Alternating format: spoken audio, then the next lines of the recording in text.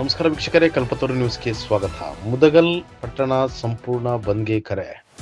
ಲಿಂಗಸೂರು ತಾಲೂಕಿನ ಮುದಗಲ್ ಪಟ್ಟಣವನ್ನು ತಾಲೂಕು ಪಂಚಾಯಿತಿಯನ್ನಾಗಿ ಘೋಷಣೆ.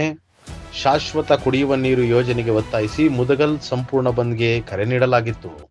ಅಭಿವೃದ್ಧಿ ಬೇಡಿಕೆಗಳೊಂದಿಗೆ ಶಾಶ್ವತ ಕುಡಿಯುವ ನೀರು ಮತ್ತು ಮುದಗಲ್ ನೂತನ ತಾಲೂಕು ಘೋಷಣೆ ಹಾಗೂ ಮುದಗಲ್ ಕೋಟೆ ಉತ್ಸವ 3 ಬೇಡಿಕೆಗಳನ್ನು ನೀಡಬೇಕೆಂದು ಒತ್ತಾಯಿಸಿ ಬಸ್ ಸಂಚಾರ ಸ್ಥಗಿತಗೊಳಿಸಿ ಅಂಗಡಿಗಳನ್ನು ಬಂದ್ ಮಾಡಿ ಮುದಗಲ್ ಬಂದ್ಗೆ ಕರೆ ನೀಡಲಾಗಿತ್ತು. ಈ ಸಂದರ್ಭದಲ್ಲಿ ಲಿಂಗಸೂರು ಕ್ಷೇತ್ರದ ಮಾನಪ್ಪ ಡಿ ವಜ್ಜಲ್ ರವರು ಹಾಗೂ ವಿವಿಧ ದಲಿತ ಪರ, ಪ್ರಗತಿಪರ, ಕನ್ನಡ ಪರ, ರೈತ ಸಂಘಟನೆಗಳು ಸಂಪೂರ್ಣ ಬಂದ್ಗೆ ಬೆಂಬಲ ನೀಡಿದವು.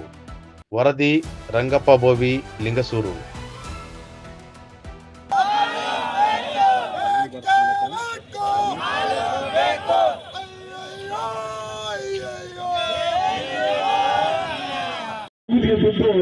ಇಲ್ಲಿವರೆಗೆ ಕೆಲಸ ಆಗಲ ಸಲುವಾಗಿ ಇನ್ನೂ ಮುದಗಲ್ಲಿಗೆ ಕುಡಿಯ ನೀರಿನ ಸಮಸ್ಯೆ ಇನ್ನೂ ಬಗೆಹರಿಲ್ಲ. ರೈತ ಸಮಸ್ಯೆ ಇದೀವಿ ನಾವು ಇವತ್ತು ಇನ್ನೂ ಕಷ್ಟದಲ್ಲೇ ಇದ್ದೀವಿ.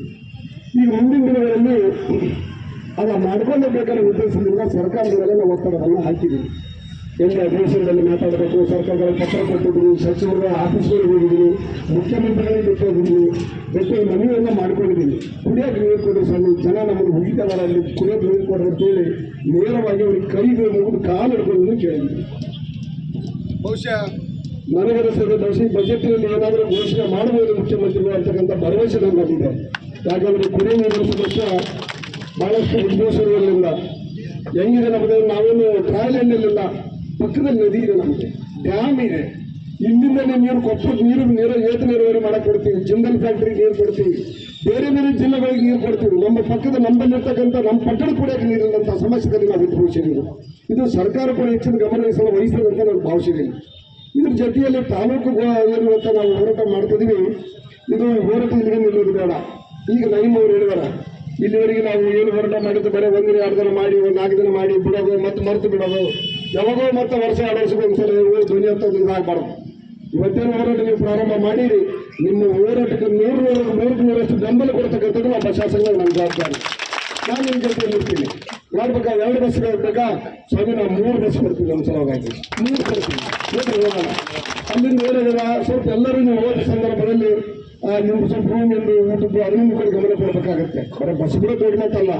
ಬೆಂಗಳೂರಿಗೆ ಹೋದ್ಮೇಲೆ ನಿಮ್ಮ ಅಲ್ಲಿ ಇರ್ತಕ್ಕಂಥ ಒಂದು ವ್ಯವಸ್ಥೆ ಬೇಕಾಗಲಿ, ಅಲ್ಲಿ ಇರ್ತಕ್ಕಂಥ ಮತ್ತೆ ಓದು ಬಂದು ಎಲ್ಲ ನೋಡ್ಕೋಬೇಕಾಗತ್ತೆ.